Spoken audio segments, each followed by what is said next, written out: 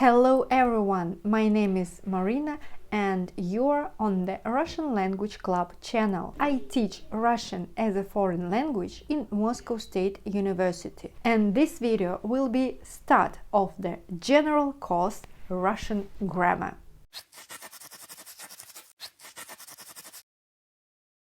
In this video, I will tell you about the main topic of Russian grammar, the gender of the nouns. There are only 3 genders in Russian language: masculine or on words. In Russian we call it мужской род. Feminine gender or она words, we name it женский род. And neuter gender, оно words, or средний род. Seems to be too complicated, but in reality it is very systematically classified.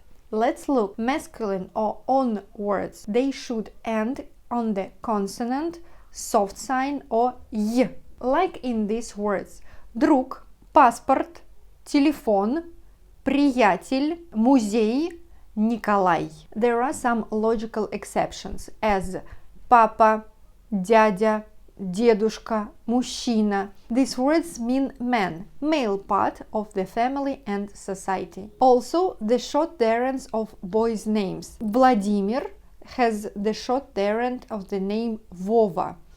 Alexander, Sasha, Petr, Petya, and so on. The next gender is feminine or она words. These nouns should end in a, я or soft sign, like мама, подруга, проблема, тетя, семья, площадь, любовь. Also can be words that end on iya, but still ya is the last letter. For example, Мария, Россия. And here we need to stop.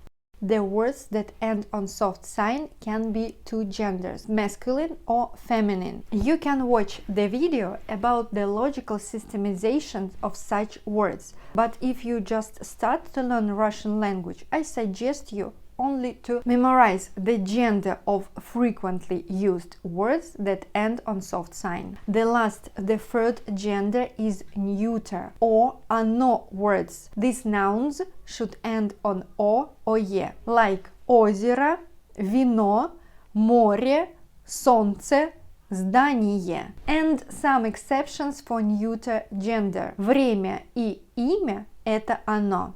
Такси, меню, интервью – это тоже оно. That's it. That is the main topic of Russian grammar, the genders of the nouns.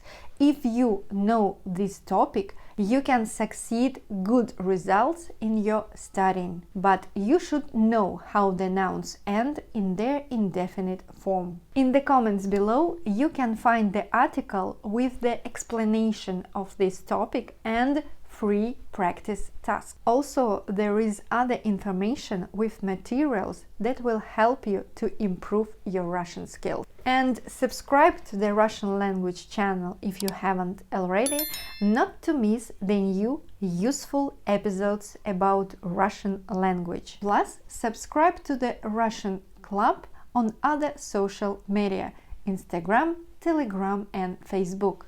Пока-пока. До скорой встречи!